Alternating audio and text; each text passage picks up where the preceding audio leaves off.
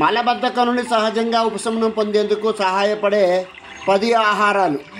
పురూనే, ఇది ఎండిన రేగుపండ్లు. యాపిల్స్లో పెక్టిన్ అనే పదార్థం ఉంటుంది. మీకు ఒక సామెత తెలుసు, an apple a day keeps the doctor away.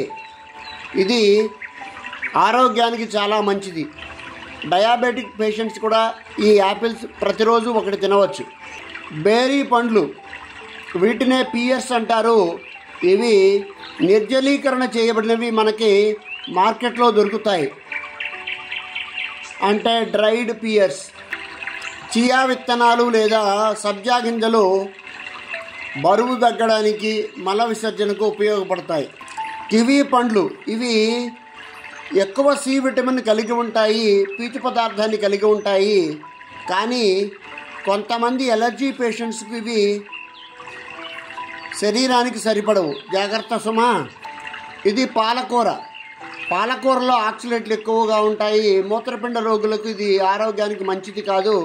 కానీ ప్రతి ఆకుకూరలో పీచు పదార్థం ఉంటుంది. ఇది జీర్ణక్రియకు, మల విసర్జనకు బాగా ఉపయోగపడతాయి ఆకుకూరలు. దయచేసి గుర్తుపెట్టుకోండి. దీన్ని ఆర్టిచోక్ అంటారు, కానీ ఇది మన భారతదేశంలో లభ్యం కాదు, ఇండియాలో దొరకదు. పెరుగులో ప్రోబయాటిక్స్ ఉంటాయి. ఇవి జీర్ణక్రియకు బాగా ఉపయోగపడతాయి. ప్రోబయాటిక్స్. అవిసె గింజల్లో పీచు పదార్థం బాగా ఉంటుంది. ఇది జీర్ణక్రియకు, అదేవిధంగా మల విసర్జనకు బాగా ఉపయోగపడతాయి. ఓట్స్, ఇందులో పీచు పదార్థం ఎక్కువగా ఉంటుంది. డాక్టర్ సలహా ప్రకారము ఉదయం పూట ఓట్స్, ఫ్రూట్స్ అండ్ నట్స్ బ్రేక్ఫాస్ట్గా తీసుకోవాలి, అంటే టిఫిన్గా తినాలి.